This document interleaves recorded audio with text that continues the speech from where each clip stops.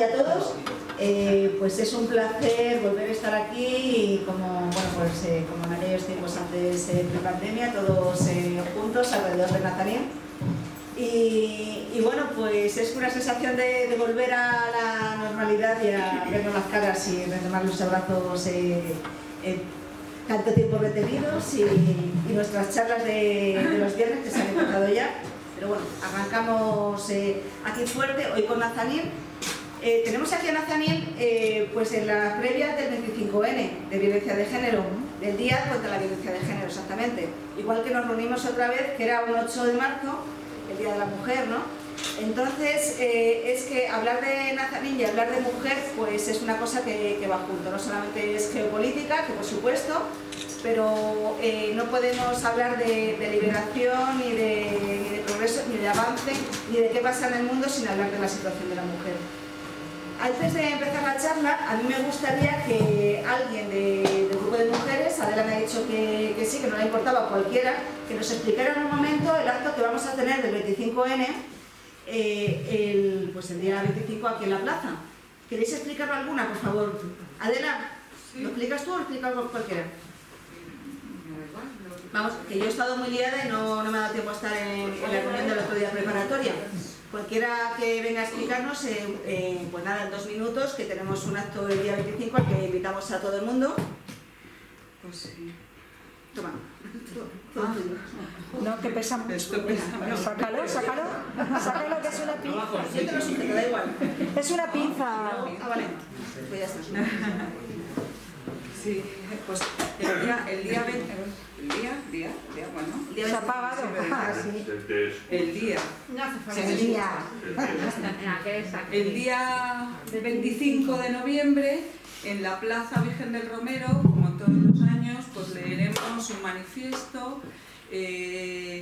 Vamos a hacer vamos a pintar el suelo con la figura de una mujer, ¿no? Representando a una mujer, pues eso, asesinada, ultrajada, con varios tipos de violencia.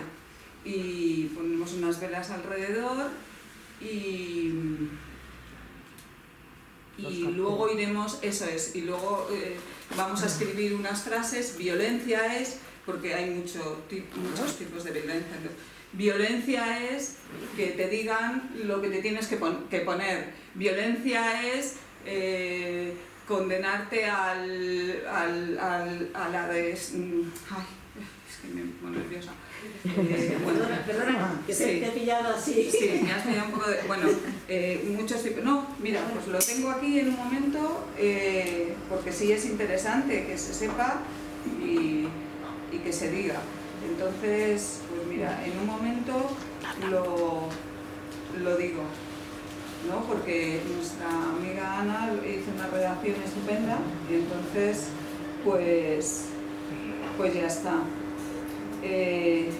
Pues tanto, violencia machista es prostitución, violencia machista es acoso callejero, violencia obstétrica, el acoso sexual en el trabajo, el techo de cristal, el maltrato psicológico, el control, violencia vicaria, callar ante una agresión. Entonces estaremos con los carteles alrededor, ¿no? de la mujer que pintaremos, le pondremos velas y unas flores. Y luego pues marcharemos para la manifestación. ¿Y a qué hora es? Es a las 5, lo hemos adelantado para poder llegar a la manifestación luego, que es a las 6, para poder llegar, aunque lleguemos un poquito más tarde, antes no se puede, entonces se adelanta el acto a las 5, que normalmente lo hemos hecho más tarde. Y se leerá primero un manifiesto, corto, resumido, pero que exprese bien el significado de por qué se hacen estos actos este día. Fenomenal, muchas gracias. Y también vamos a participar mañana. Mañana también nos sumaremos a la convocatoria que han organizado asociaciones aquí del barrio, ¿no? Para juntarnos en Quintana a las 12 de la mañana, decírmelo porque he ido volando esta semana, a las 12 de la mañana, entonces bueno, va a haber un acto también que imagino que se hace mañana, pues para poder también facilitar acudir todos juntos a la manifestación. Así que bueno, pues ya que nos acercamos al 25N, pues esto me gustaría que fuera parte de, que también incluye. Bueno, yo quiero agradecer muchísimo a Nazanín, porque en esta ocasión ha sido Nazanín la que se ha dirigido a nosotras. Digo nosotras porque creo que somos mayoría, bueno, que si no nos incluimos. Bueno, pues es la que se ha dirigido a nosotras y me ha dicho, oye, es que hace mucho tiempo que no os veo y yo creo que aquí hay un tema importante que me gustaría pues hablar y debatir con vosotras, ¿no? Entonces, alguien puso, es que he leído a salpicones los correos, pero creo que Roberto dice, alguien ha dicho esta mañana que Nazanín es una de las nuestras, que es una del Sol, ¿no? Entonces, pues yo creo que sí, que Nazanín ya es un poco parte nuestra, que es la tercera vez que viene, y ya no sé si la tercera o la cuarta, creo que la tercera vez, pero seguro que habrá cuarta y quinta y etcétera, ¿no? Entonces, le doy las gracias porque es ella la que piensa en nosotros. Ya no nos hace falta que nos dirigimos a ella y la busquemos, sino que ella dice, oye, que hace mucho que nos veo, ¿no? Entonces, me ha parecido fantástico. Por ahí saludar. Y bueno, pues le voy a dejar la palabra a ella, que es la que tiene que hablar. Nos va a hablar de la supuesta liberación de la mujer, que qué pasa, de geopolítica, de la crisis de Afganistán, geopolítica y mujer, ¿no? Porque la mujer siempre es la que paga las consecuencias de todas las crisis económicas, políticas y de las guerras. Incluso está pasando que en La Palma se ha aumentado un 60% las denuncias de socorro, ¿no? de casos de maltrato, entonces siempre nos toca pagarlas y ya en una guerra, en una situación como Afganistán, pues ni os cuento. En el cartel, de hecho, pues ya las imágenes que nos van a pasar nos va a hablar de esa evolución. Antes de darle la palabra, os quería pedir una cosa para cuando acabe la conferencia. Nazanín nos ha traído aquí algunos de sus libros, entonces antes de acabar y de levantarnos me gustaría que la dejáramos 3 minutos para que nos cuente un poco cada uno, porque vamos, son preciosos, o sea, está desde el gusto de comer, ¿cómo era? Al gusto persa. Al gusto persa, que es una historia preciosa, que cuenta no solamente las recetas, sino lo que era el levantarse todos juntos, el preparar el desayuno, la comida familiar, el rito ese, y no ir aquí cada uno corriendo. Vamos, cuenta cosas muy bonitas, no solamente unas recetas preciosas, etcétera.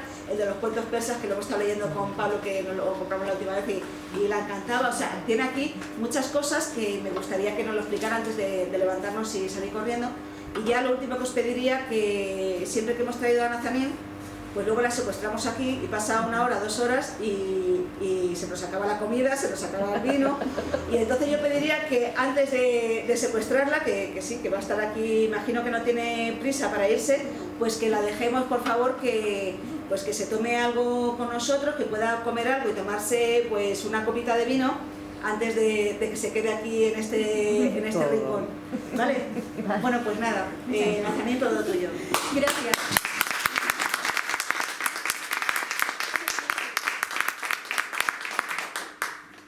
Me encanta estar con vosotras.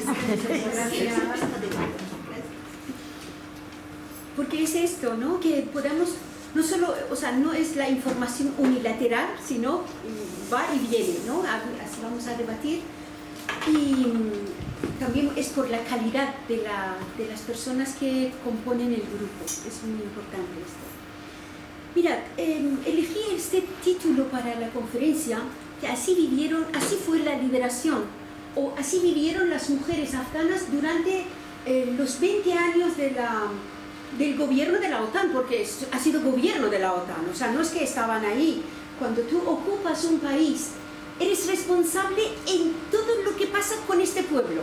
Por eso, por ejemplo, los palestinos dicen que, oiga, si pasamos hambre es porque es la responsabilidad de la fuerza ocupante. Tiene que dar de comer, tiene que garantizar la luz, la seguridad de los palestinos, y que no lo hace, por eso hasta la ONU le condena. En caso de Afganistán, nadie ha pedido esta responsabilidad a la OTAN, que durante estos 20 años que estuvieron ahí, ¿qué pasó con la población en general y sobre todo con las mujeres?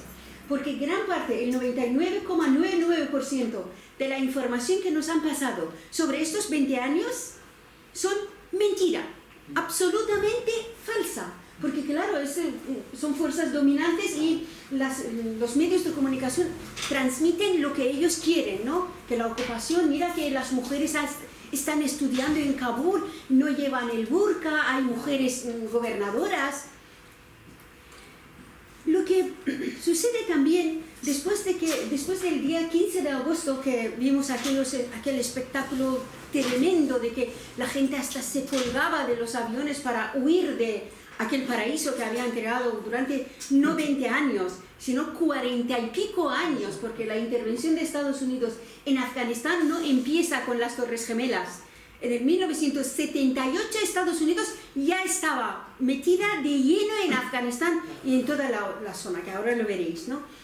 Entonces había una cosa que sorprendía, que un sector de las fuerzas progresistas españolas, y lo extiendo, europeas, pedían que, por favor, ahora que se ha ido a Estados Unidos, que ha dejado a este pueblo en manos de los terroristas talibanes, tenemos que volver a estar ahí, tenemos que ir nosotros.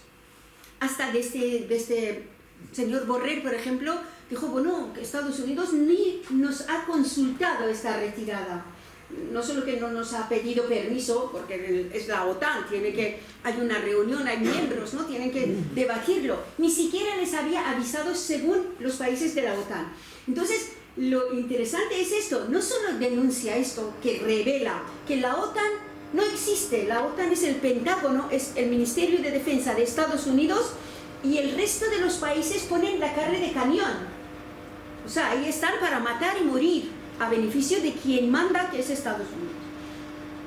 Pero lo más grave es que proponían la creación de una OTAN europea, como si fueran pocas las fuerzas militares y militarismo que hay en el mundo. Ahora tenemos que pagar más, porque no dejaremos de pagar a la OTAN, pagar otra organización militar. Y desde un sector de las fuerzas progresistas españolas decían, tenemos que hacer algo. Hacer algo quiere decir mandar fuerzas militares a Afganistán, porque otra cosa que podían hacer, ¿no? Entonces, por eso me centré en qué pasó en estos 20 años que Estados Unidos, no solo Estados Unidos, sino casi 40 países, los más poderosos del mundo, salvo China y Rusia que estaban fuera, pero los aliados de Estados Unidos han estado en Afganistán. ¿Qué ocurrió? ¿Cómo dejaron Afganistán en 20 años oficialmente, ¿no? Para que ahora pidamos que vuelvan, por favor, a estar ahí. Tener en cuenta esto, la verdad siempre es la primera víctima de todas las guerras. O sea, cualquier acción que realizan potencias, este tipo de potencias mundiales, y la élite que los dirige, de entrada pensar que es mentira. Ahí están cocinando algo, porque no nos van a decir la verdad que en un país, primero que hacen en un Afganistán que está a miles y miles de kilómetros, cuando México, que es vecino de Estados Unidos, ahí, por ejemplo, en el caso de las mujeres, ahí miles de mujeres son asesinadas cada año y no pasa nada, ¿no? ¿Por qué no van a salvar a las mujeres mexicanas, ¿no? Mujeres de Juárez, pero se preocupan por las mujeres afganas que ni tienen su religión, ni hablan su idioma, ni los conocen. Por lo tanto, ahí pasa algo. Entonces, estas imágenes que las vimos, yo creo que me oís, ¿no? Sí. No sé si está apagado, la verdad. No sé si está apagado el micrófono. Sí, bueno. Pero se te oye bien. Bueno, claro, Mira, estamos aquí. una cosa ha sido la versión oficial, es el día 15 de agosto.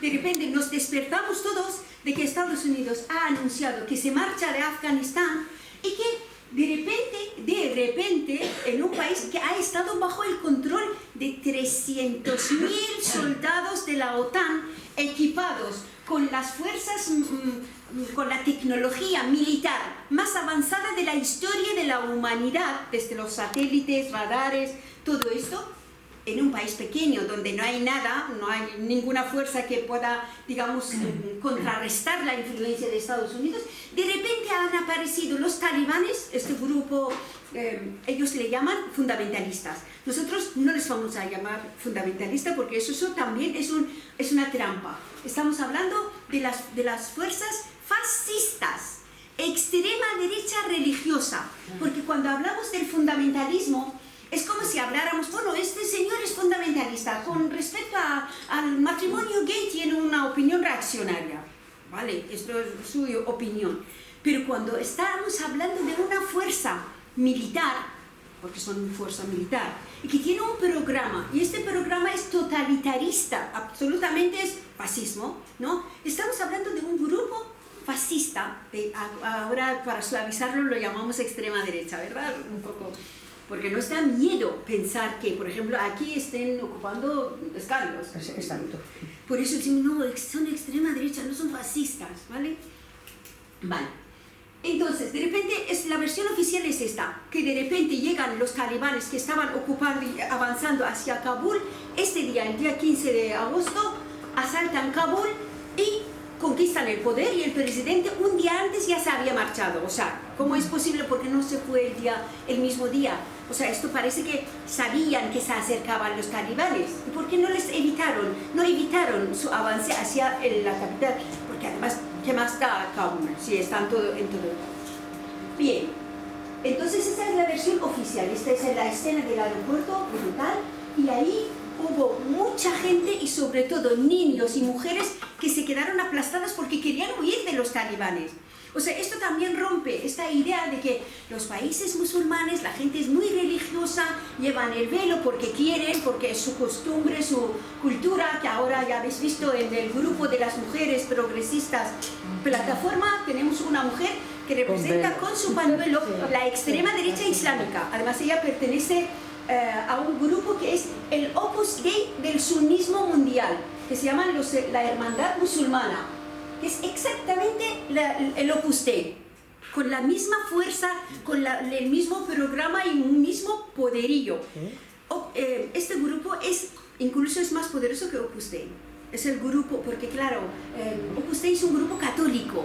Sin embargo, los hermanos musulmanes, que es un grupo del sunismo lo practican casi el 90-85% de los musulmanes del mundo. No es una minoría, es la mayoría casi absoluta de los musulmanes del mundo. Y esta organización tiene poder en prácticamente todo el planeta. No solo en los países musulmanes, sino por ejemplo en España. Ya veis que ya están asaltando el poder en un país como España, ¿no? Bien, entonces la gente huía de los talibanes, para que veáis que la gente normal en los países musulmanes es como la gente de aquí. O sea, puedes ser cristiano a tu manera. Los domingos vas a la misa o vas a la playa. Si vas a la playa, no dejas de ser cristiano, ¿no? O sea, exactamente este Islam popular difiere del Islam doctrinal, que es exactamente lo que es, por ejemplo, los textos sagrados. ¿Sí? Esta caricatura es magnífica, salió en un periódico afgano. Mirad, esta es la escena. ¿Cómo es posible que las fuerzas de la OTAN, armados con toda la tecnología militar más avanzada del planeta, hayan perdido la batalla contra un grupo talibán que no tenían ni un helicóptero, no tenían ni un radar, no tenían ni un misil? ¿Esto es qué es? ¿Cómo se están riendo brutalmente de la inteligencia nuestra, ¿no? Entonces, ¿cómo se han reído? Pero la otra realidad que no nos dicen, y nosotros lo publicamos en el Diario Público, en 2019 publicamos de que Estados Unidos estaban negociando con Talibán para entregarle el poder en Kabul. O sea, esto ya estaba pactado en todos los detalles. Por ejemplo, dentro del pacto estaba que de las 11 bases militares que Estados Unidos tiene en Afganistán, se cerrarán 6, porque eran demasiadas, no podía contar, pero se quedarán 5. El espacio aéreo de Afganistán se quedará bajo el control de Estados Unidos. Por lo tanto, de eso que Estados Unidos se ha marchado de Afganistán es mentira. No solo controla los aeropuertos del país, sino que ha retirado lo que son las fuerzas uniformadas. Están en Afganistán decenas de miles de mercenarios, ahora se les llama contratistas. Pero son mercenarios que tienen, además son empresas que en España también funcionan. Se llaman Blackwater, Academy, Empresa X, se llaman así. Entonces tú te apuntas y te mandan a diferentes guerras y pagan muy bien además. Como hay mucho paro en todo el mundo, les convierten en carne de cañón de las élites que están gobernando y de las empresas armamentísticas. Esa es la reunión que tuvo Pompeo, el ministro de Exteriores, digamos, de Donald Trump, en Doha, Qatar, atención a Qatar, con los talibanes en 2019. Ahí firmaron el pacto de la retirada de las fuerzas oficiales de Estados Unidos. Por lo tanto, hablamos de este contexto. Este es el artículo que publicamos en 19. Afganistán, Trump planea devolver al poder a los talibanes. O sea que no fue una sorpresa. Esto estaba totalmente pactado. Esa es la situación de las mujeres. Es inimaginable lo que está pasando con ellas ahora. Además, también eso lo señalaremos, que aquí, mira, en Afganistán y en todos los asuntos, como en España, como en todo el mundo, en todos los asuntos existe algo que se llama clases sociales. Depende de clase social a la que pertenezcas, tienes unas necesidades y otras, unas prioridades. Necesidades compartimos muchas, pero prioridades. Por ejemplo, una mujer que está bajo el bombardeo, no tiene comida, no tiene agua, no tiene los hijos enfermos, ya no hablemos de COVID, en Afganistán, eso ya parece chiste. ¿Qué necesita? Ir a la escuela. Estamos preocupados de que los talibanes no van a dejar a las mujeres que vayan a estudiar. Oiga, están matándolas, las están vendiendo y violando y matando. ¿Qué importa si saben escribir o leer? A ver, a veces planteamos unas cosas, titulares de la prensa, que es la reivindicación de las mujeres que estamos bien o de la clase alta afgana. No es de la gente que ahí está muriéndose bajo las bombas y los tiroteos, porque están asesinando de forma selectiva. O sea, van a casa, a diferentes domicilios, y a las mujeres las matan, bueno, antes las violan o las venden, pero hacen asesinatos selectivos, sobre todo con las periodistas, con las mujeres activistas, y saben que quién es de izquierda y de derecha, porque todo está... Es por eso digo que son una fuerza fascista, porque hay una diferencia entre un gobierno, un Estado fascista y un Estado dictatorial. Bueno, hay muchas diferencias, pero una de las primeras y más importantes es que un Estado dictatorial se basa en una pequeña élite, en un reducido élite, ¿no? El resto del pueblo está en contra. Pero los estados fascistas tienen una base social, ¿correcto? Que hacen que esta gente vigila al otro. Entonces satisfacen las necesidades con dinero, con cargos y tal,